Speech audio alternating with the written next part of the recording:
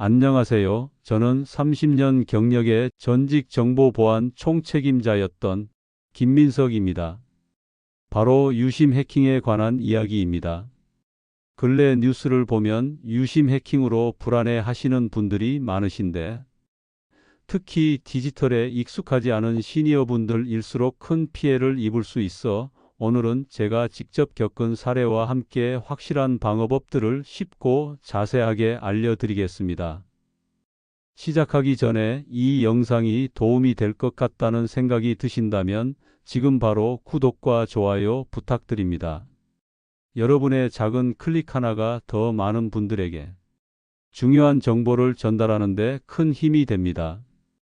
앞으로도 지혜로운 발걸음 시니어분들이 안전한 디지털 생활을 위한 다양한 콘텐츠를 준비할 예정이니 알림 설정도 함께 해주시면 감사하겠습니다. 여러분, 유심 해킹이 무엇인지 정확히 알고 계신가요? 유심 해킹은 쉽게 말해서 해커가 여러분의 휴대폰 번호를 탈취하는 겁니다. 유심 카드는 우리 휴대폰의 디지털 신분증이라고 생각하시면 됩니다. 이 작은 카드 하나로 통신사는 여러분이 누구인지 식별하죠. 가장 흔한 방법은 사회공학적 공격이라고 합니다. 해커가 여러분의 개인 정보를 미리 수집해 놓은 다음 이 정보를 가지고 통신사 대리점에 가서 휴대폰을 잃어버렸다며 새 유심을 발급받는 거죠. 아니, 본인 확인도 없이 그냥 새 유심을 준다고요? 하실 수 있는데요. 물론 본인 확인 절차가 있습니다.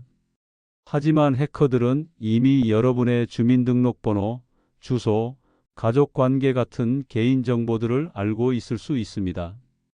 게다가 통신사 직원들도 하루에 수십 명을 상대하다 보니 완벽하게 체크하지 못하는 경우가 있습니다. 그렇게 유심을 탈취하면 어떤 피해가 발생할까요? 이게 정말 심각합니다. 요즘은 모든 금융 거래에 본인 인증으로 휴대폰 문자를 사용하잖아요. 해커가 여러분의 번호를 가지고 있다면 은행 계좌 비밀번호를 재설정하고 인증 문자를 받아 돈을 이체할 수 있습니다.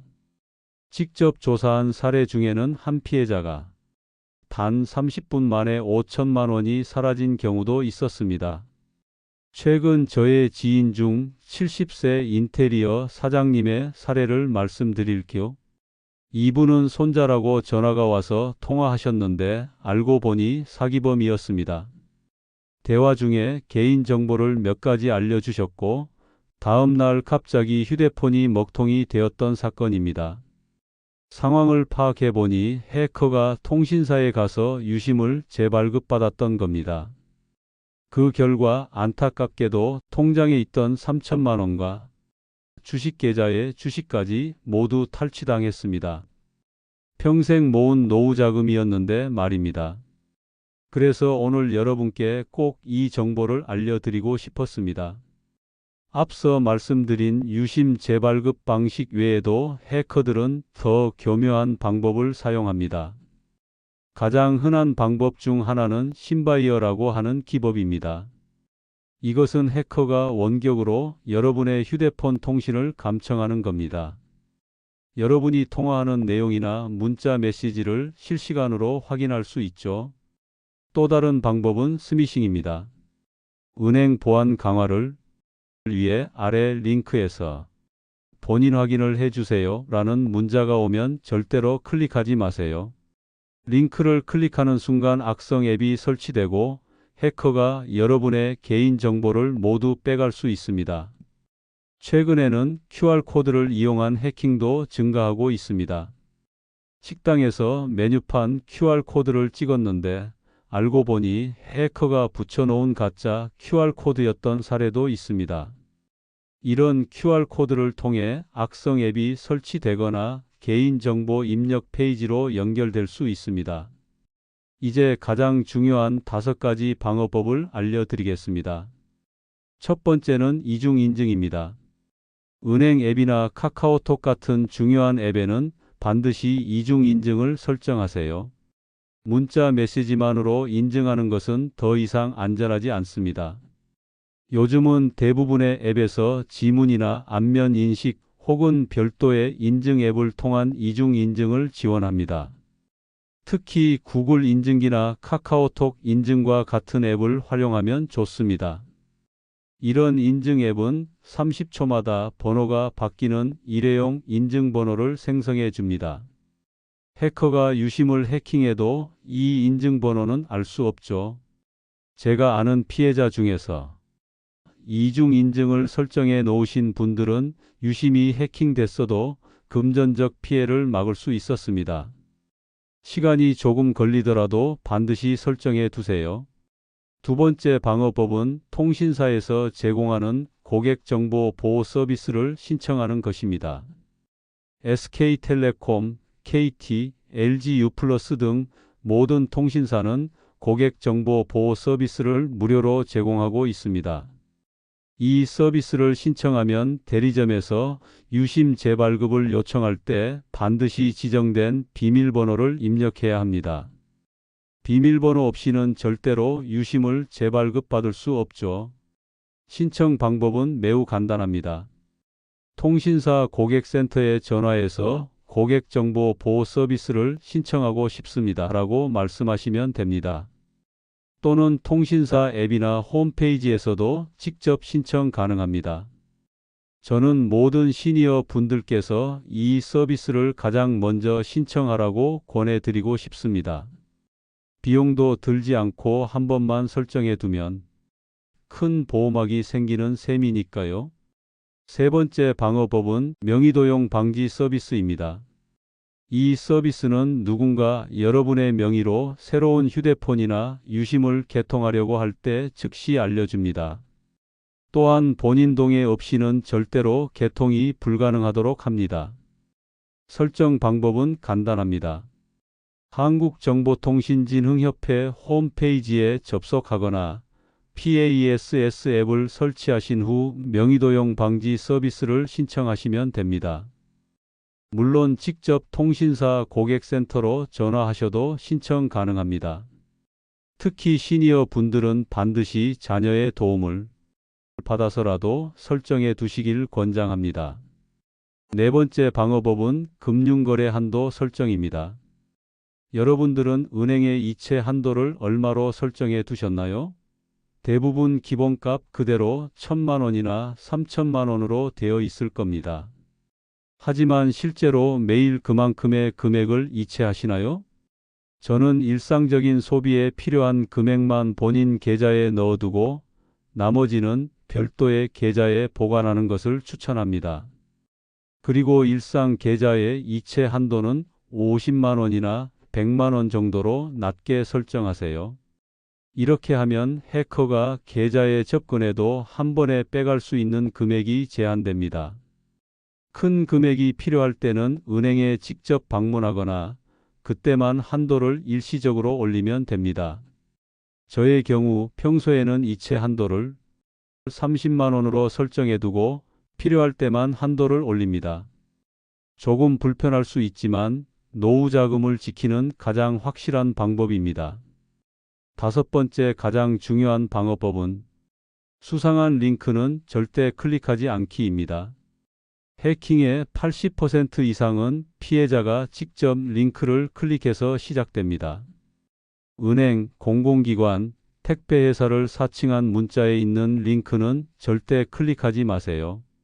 진짜 은행이나 공공기관에서 보낸 문자라도 링크를 통해 로그인하지 말고 반드시 공식 앱을 직접 실행해서 확인하세요. 특히 시중은행 보안 강화, 계좌 도용 의심, 택배 배송 실패 같은 문구가 포함된 문자는 99% 사기입니다. 불안한 마음에 링크를 클릭하는 순간 해킹의 피해자가 됩니다.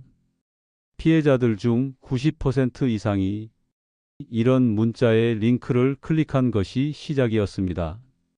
그냥 한 번 클릭했을 뿐인데라고 말씀하시지만 그 한 번의 클릭이 모든 것을 앗아갈 수 있습니다. 지금까지 5가지 방어법을 알려드렸는데요. 이미 이런 피해를 입었다면 어떻게 대처해야 할까요? 사후 빠른 조치가 중요합니다. 첫째, 휴대폰이 갑자기 먹통이 되거나 등록된 유심이 아닙니다 라는 메시지가 뜨면 즉시 통신사 고객센터로 전화하세요. 다른 전화로 해야겠죠. 유심 도용이 의심된다고 말씀하시고 즉시 해당 회선을 정지시켜 달라고 요청하세요. 둘째, 가까운 통신사 대리점을 방문해 본인 확인 후 새 유심을 발급받으세요. 이때 신분증을 반드시 지참하셔야 합니다.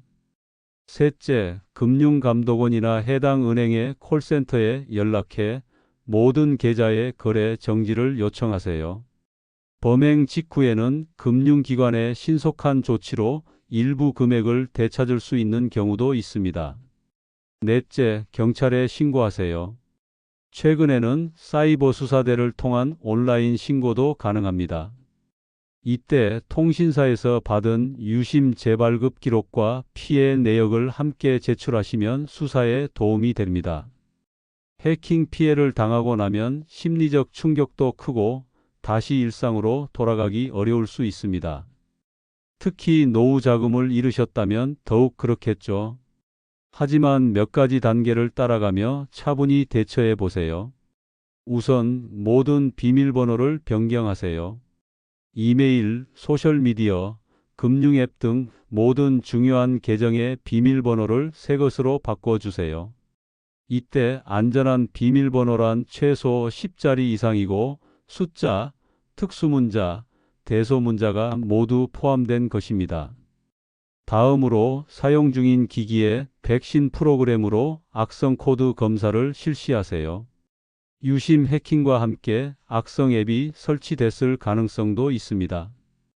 혹시 모르니 공장 초기화를 하는 것도 좋은 방법입니다.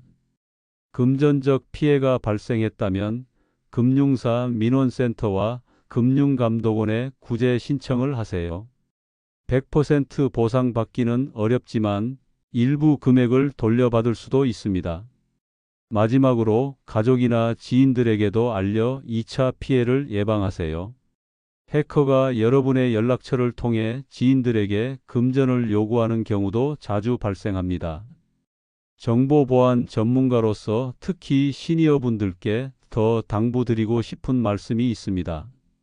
첫째, 디지털 기기 사용이 어렵더라도 포기하지 마세요. 오히려 배우고 익숙해지는 것이 사기를 당하지 않는 최선의 방법입니다. 요즘은 시니어를 위한 디지털 교육 프로그램이 많이 있으니 적극 활용해 보세요. 둘째, 자녀나 손주에게 도움을 요청하세요. 특히 보안 설정이나 앱 설치는 디지털 네이티브 세대의 도움을 받는 것이 효과적입니다. 이중 인증이나 비밀번호 관리 같은 부분에서 도움을 받으시길 권장합니다. 유심 해킹은 갑자기 일어나는 것 같지만 사실 그 전에 몇 가지 위험 신호가 나타납니다. 이런 신호를 미리 알아차리면 피해를 예방할 수 있습니다. 첫째, 평소 받지 않던 곳에서 갑자기 전화나 문자가 오는 경우입니다. 특히 은행, 공공기관, 수사기관을 사칭한 전화나 문자는 주의해야 합니다. 실제 기관에서는 개인정보나 인증번호를 전화로 절대 요구하지 않습니다. 둘째, 휴대폰의 통화나 문자 수신이 갑자기 안 되는 경우입니다. 이는 해커가 이미 여러분의 유심을 복제했거나 재발급받았다는 신호일 수 있습니다. 즉시 통신사에 확인해 보세요. 셋째, 본인이 사용하지 않은 앱 설치 알림이나 로그인 알림이 오는 경우입니다. 이는 이미 해커가 여러분의 계정에 접근하고 있다는 증거입니다. 넷째, 배터리가 평소보다 빨리 소모되거나 데이터 사용량이 급증하는 경우입니다. 해커가 백그라운드에서 악성 프로그램을 실행하고 있을 가능성이 있습니다. 스마트폰을 정말 안전하게 사용하기 위한 추가적인 팁을 드리겠습니다. 첫째, 중요한 앱들은 앱 잠금을 설정하세요. 요즘 대부분의 스마트폰은 특정 앱을 열 때 추가 인증을 요구하는 기능이 있습니다. 금융 앱, 메신저 앱 등에는 반드시 설정해 두세요. 둘째, 공식 앱인 구글 플레이 스토어와 애플 앱스토어에서만 앱을 다운로드하세요. 문자나 카카오톡으로 전송된 링크를 통해 앱을 설치하면 악성 앱일 가능성이 높습니다. 셋째, 스마트폰 OS와 앱을 항상 최신 버전으로 유지하세요. 업데이트에는 보안 취약점을 수정하는 패치가 포함되어 있습니다. 업데이트하는 것을 미루지 마세요. 넷째, 공공 와이파이는 가급적 사용하지 않는 것이 좋습니다. 특히 금융 거래나 개인정보를 다룰 때는 반드시 모바일 데이터를 사용하세요. 해커들이 공공 와이파이를 통해 여러분의 데이터를 가로챌 수 있습니다. 마지막으로 디지털 시대의 노후 자금을 안전하게 지키는 방법에 대해 말씀드리겠습니다. 첫째, 모든 자산을 하나의 계좌나 하나의 은행에 보관하지 마세요. 여러 은행에 분산해서 보관하는 것이 좋습니다. 한 계좌가 해킹되더라도 모든 자산을 잃지 않을 수 있습니다. 둘째, 일상적으로 사용하는 계좌와 저축용 계좌를 분리하세요. 자주 사용하는 계좌에는 필요한 만큼만 돈을 넣어두고 나머지는 별도의 계좌에 보관하세요. 인터넷 뱅킹이나 모바일 뱅킹으로 접근하기 어렵게 설정해 놓는 것도 방법입니다.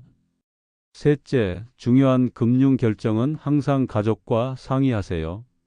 누군가 갑작스럽게 투자나 송금을 요구할 때는 반드시 가족이나 신뢰할 수 있는 지인에게 먼저 물어보세요.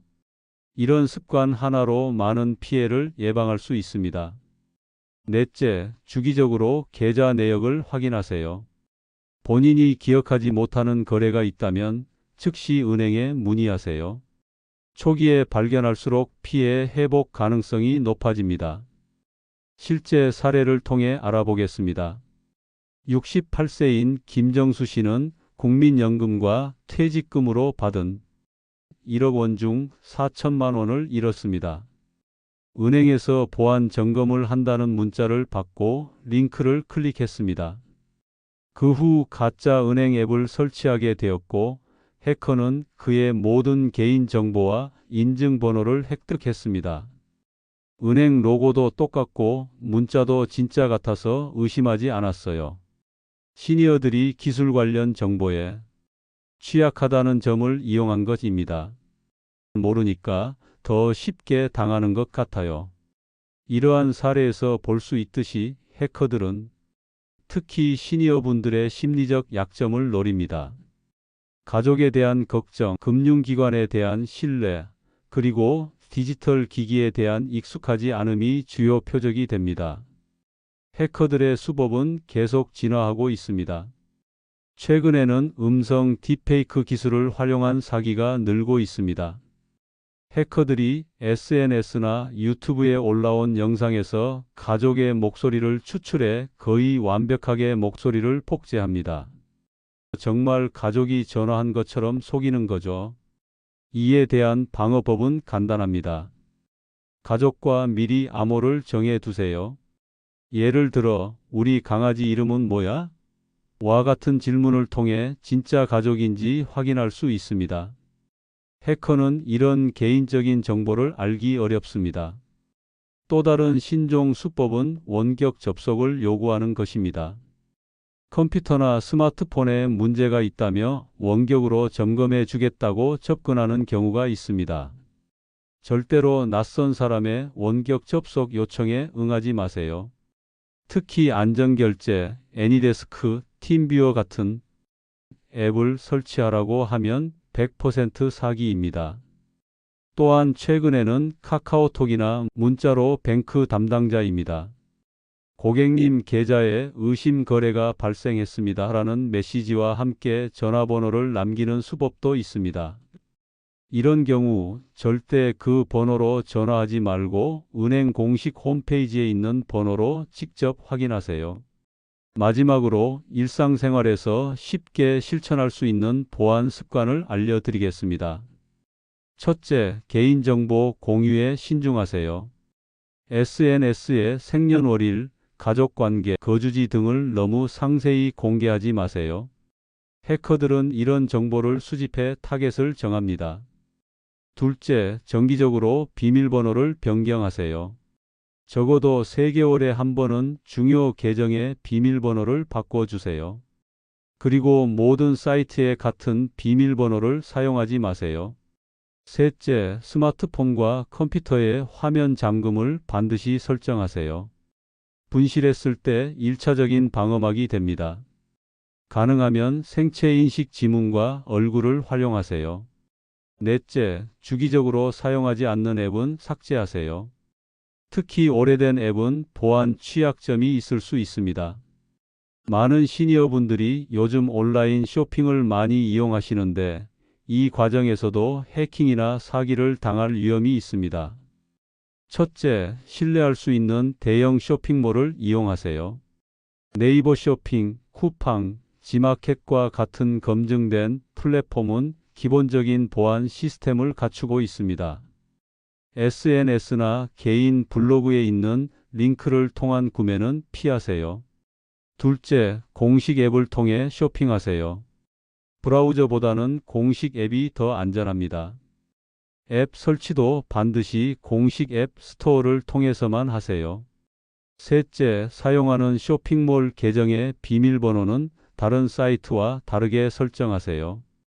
그리고 정기적으로 변경해 주세요. 넷째, 결제 시 가능하면 신용카드를 사용하세요.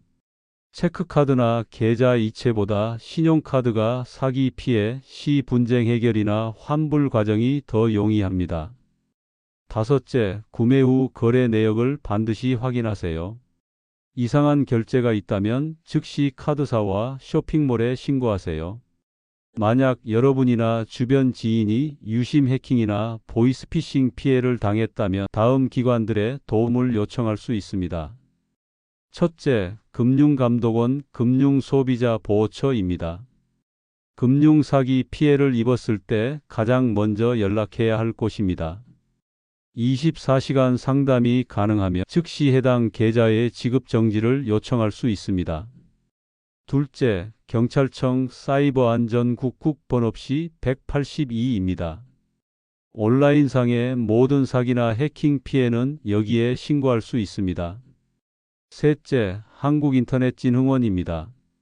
특히 개인정보 유출이나 해킹과 관련된 기술적 문제에 도움을 받을 수 있습니다. 넷째, 각 은행과 통신사의 고객센터입니다. 피해 은행과 통신사에 즉시 연락해 피해 상황을 알리고 계좌 동결이나 회선 정지를 요청하세요. 신고 시에는 피해 내용을 최대한 상세히 기록해 두세요. 언제, 어떤 방식으로 사기를 당했는지, 어떤 정보를 제공했는지, 피해 금액은 얼마인지 등을 정확히 알려야 신속한 조치가 가능합니다. 또한 사기 과정에서 받은 문자, 통화 내역, 계좌 이체 내역 등의 증거를 모두 보관하세요. 이러한 증거는 수사와 피해 보상 과정에서 중요한 자료가 됩니다. 앞서 말씀드린 것처럼 디지털 시대에 가장 중요한 것은 기기를 포기하는 것이 아니라 올바르게 사용하는 법을 배우는 것입니다. 다행히 요즘은 시니어를 위한 다양한 디지털 교육 프로그램이 있습니다. 각 지역의 복지관이나 주민센터에서는 시니어를 위한 스마트폰 기초 교육을 무료로 제공하는 경우가 많습니다. 특히 디지털 배움터라는 프로그램은 전국 각지에서 디지털 기기 활용법을 가르쳐 줍니다. 대형 통신사들도 시니어를 위한 교육 프로그램을 운영합니다. 또한 유튜브에서 시니어 스마트폰 교육, 어르신 디지털 교육 등으로 검색하면 다양한 무료 강의를 찾을 수 있습니다. 저희 지혜로운 발걸음 채널에서도 앞으로 시니어를 위한 유용한 디지털 정보들을 계속 제공할 예정입니다. 은행이나 공공기관을 사칭한 전화나 문자, 갑작스럽게 돈을 요구하는 가족, 너무 좋은 투자 기회나 당첨 소식은 항상 의심해 보세요. 확인하는데 5분 정도 시간이 걸리더라도 평생 모은 재산을 지킬 수 있습니다. 오늘은 유심 해킹의 실체와 5가지 방어법에 대해 알아봤습니다. 디지털 시대에 우리의 개인정보와 자산은 점점 더 큰 위협을 받고 있습니다. 특히 디지털 기기에 익숙하지 않은 시니어분들은 더 큰 피해를 입을 수 있습니다. 특히 SKT를 사용하는 지인분들에게 이 영상을 알려주세요. 여러분의 작은 공유가 누군가의 소중한 재산과 개인 정보를 지키는 데 큰 도움이 될 것입니다. 마지막으로 이 영상이 도움이 되셨다면 구독과 좋아요, 그리고 주변 분들에게 공유해 주세요.